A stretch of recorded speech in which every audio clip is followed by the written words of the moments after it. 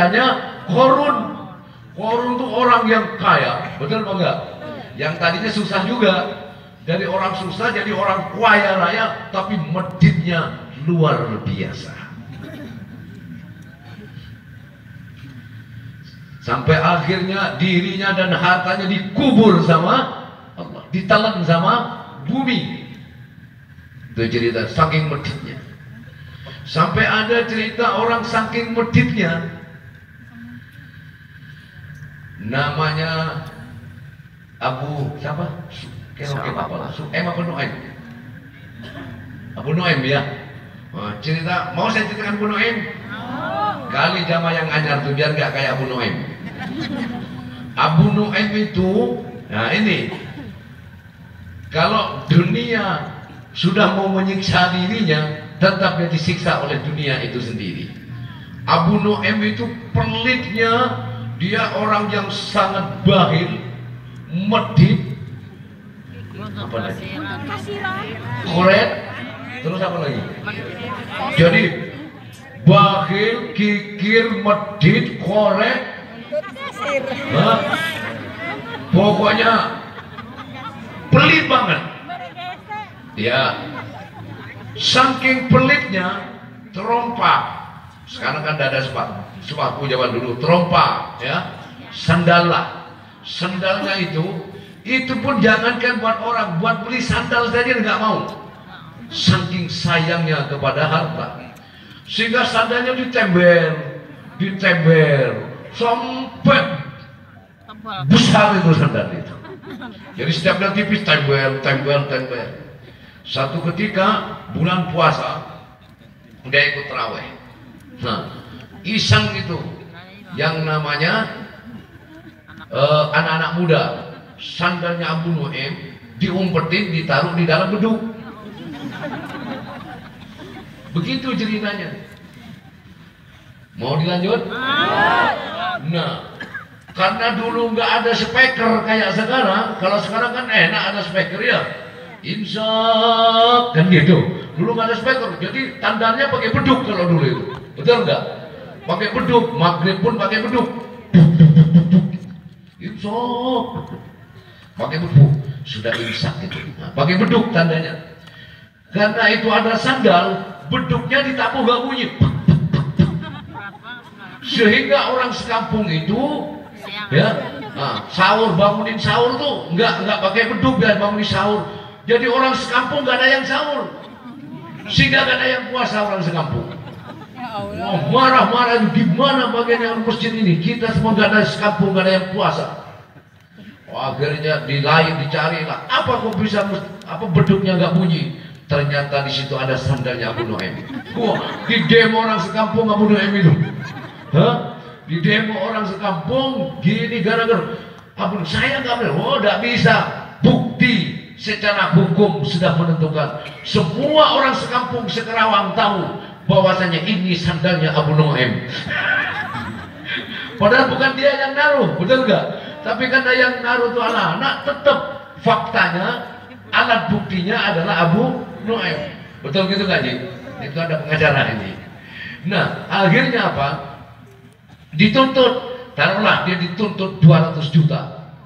Kalau tidak mau bayar ganti rugi, denda, dituntut ke pengadilan, akhirnya dia bayar 200 juta.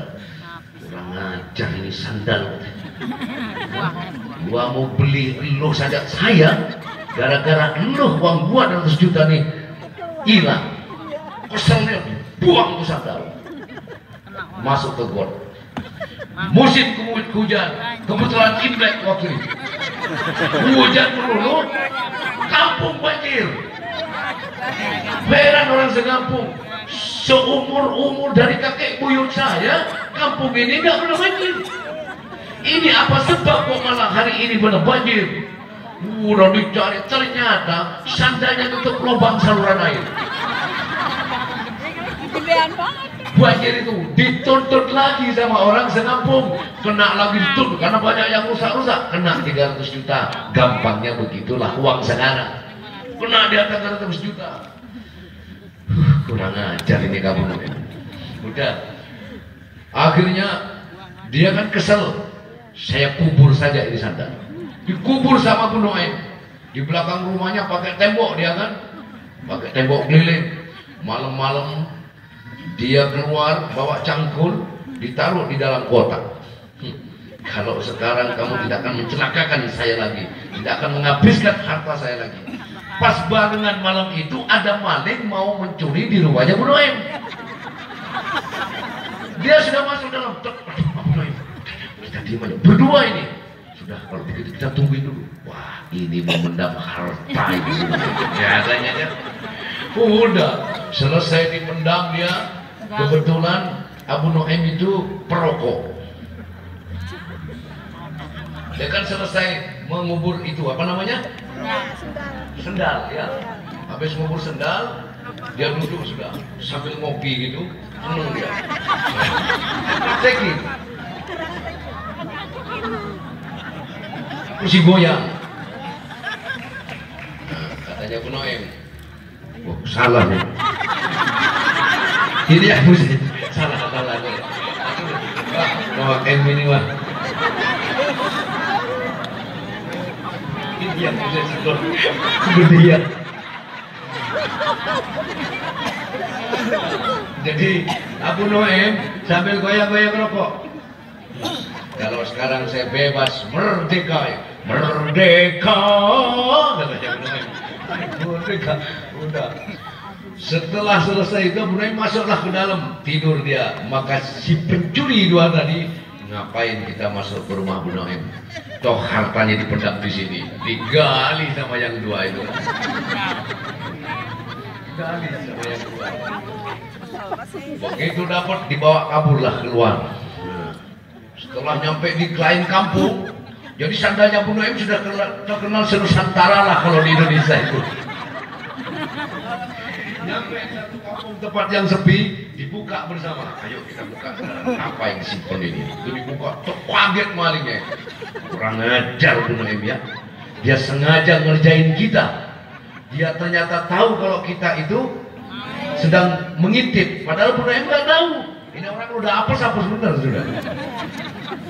Akhirnya diambil sandal, kesedot, dilempar. Pakai tenaga dalam. Jatuh di rumah, ambruk itu rumah. Rumahnya ambruk, penghuninya mati itu. Nah, tidak ada hujan, tidak ada angin puting beliung, tidak ada gempa, rumah bagus-bagus kok ambruk. Ada apa ini?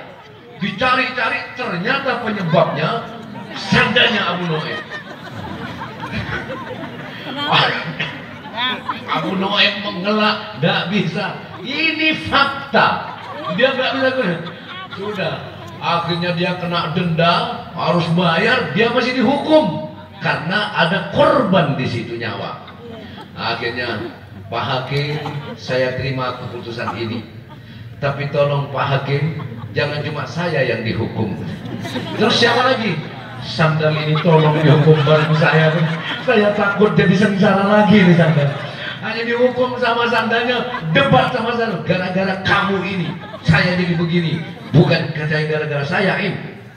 Kamu aja pelit. Saking pelitnya emang saya nggak sakit dijahitin tempel mulut. Tidak ceritanya orang bedit. Makanya saya yakin jamaah manakib nggak ada yang seperti Abu Noem. Jadi kalau ada jamaah, ada imam manakib, ada imam pelit bilang Abu Noem. Jadi apanya diganti deh? Ya Abu Noem.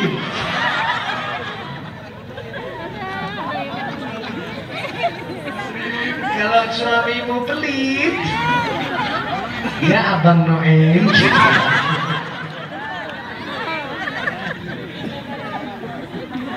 Hidup jamaah manakib. Lanjut.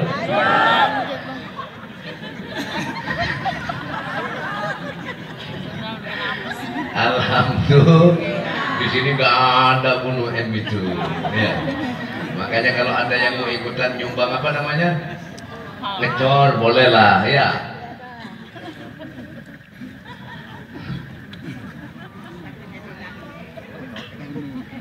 Kalau patungan kan cepet ya. 1 kubiknya itu 840.000 karena saya pakai K250. Jadi tadinya 845.000 per kubik, di korting 5.000. 1 molen itu isinya full itu 7 kubik, berarti sekitar 5.800.000 sekian. Saya cuma cerita, kali ada yang dengar lalu ada hidayah, saya mau nyumbang 1 molen. Saya ingin nyumbang Mbak, tapi nggak punya duit. Punyanya apa? Punya HP, kecilin HP-nya. Lanjut ya jamaah. Alhamdulillah. Sesuai dengan apa itu? As-sahyu qaribun minallah. Betul nggak? Nah, jadi as-sahyu qaribun minallah, qaribun minan nas, qaribun minal jannah, ba'idum minan nar. Jadi kalau orang loman, jadi orang dermawan, orang loman dekat dengan Allah, dekat dengan manusia. Percaya apa enggak? Kamu berteman dengan orang loyal itu seneng apa enggak? Seneng enggak? Dengan orang yang loman, bahasa ininya loman ya. Jauh dekat dengan surga, jauh dari neraka. Sebaliknya, innal bakhilu, ya betul kita lihat. Ba'idum minallah, ba'idum minan nas, ba'idum minal jannah, qaribum minan nar. Betul apa enggak? Jadi orang bakhil itu dekat, jauh dari Allah, jauh dari manusia, jauh dari surga, dekat dengan neraka. Itu orang baik. Contohnya Abu Nu'aim tadi, belum di akhirat dia sudah tersiksa itu. Betul apa enggak? Jadi dihabisin juga ujung-ujungnya. Oleh karenanya alhamdulillah jamaah manaqib di sini dilatih. Betul. Dulu kamu sebelum ikut ngaji, jarang kamu sodakoh di sorban. Betul apa enggak? Betul? Di sini latih. Apa sorban buat saya? Oh tidak. Betul apa tidak? Tuh, luar dilatih. Segala sesuatu harus dilatih. Kalau enggak dilatih, ya enggak bisa. Karena dilatih akhirnya Allah memberikan hidayah, kekuatan, ditambah murahkan oleh Allah. Tidak bakalan tambah miskin. Orang senang sodakoh. Kalau orang senang sodakoh itu jadi miskinnya, maka abah orang yang paling pertama kali miskin dibanding jamaah semuanya. Kenapa begitu Pak? Saya pengangguran. Betul apa enggak? Betul? Pengangguran. Istri banyak, iya kan? Anak banyak. Tapi apa tak miskin? Enggak. Dari tempat kontrakan, saya sudah biasa, walaupun masih ngontrak, sudah biasa. Ada Habib datang, saya ada rezeki, saya kasih. Cuma apa tuh ada jeleknya? Kalau dipinta, apa tuh pelit? Ngerti dipinta? Tahu dipinta? Yang maksudnya gini, dipinta sumbangan misalnya, marah abah itu. Minta kok ke saya, minta tuh ke Allah. Paham nggak maksudnya? Mengajarkan, misalnya pernah dulu ada namanya Gus Fatullah kalau nggak salah dari Pasuruan. Jadi dia mau bangun pondok nggak jadi, sudah 5 tahun. Datang ke saya bawa proposal, minta sumbangan ke saya sekaligus minta sumbangan ke jamaah. Oh iya boleh, nggak apa-apa Gus, nggak apa-apa. Pertama enak hati saya. Tiba-tiba hati saya marah. Tak ambil, tak robek-robek sama saya. Terus saya bilang, abang di Pasuruan sudah gak ada Allah lagi sudah. Kau jauh-jauh ke Jakarta untuk tempat apa ibadah kepada Allah. Cuma minta sumbangan. Bang di Pasuruan gak ada lagi. Kalau kamu yakin kepada Allah, di Pasuruan Allah yang memodali. Di Jakarta juga Allah, semua itu Allah. Kenapa kamu harus jauh-jauh? Kalau memang kamu yakin kepada Allah, datang dan mintalah kepada Allah, Allah pasti akan datangkan.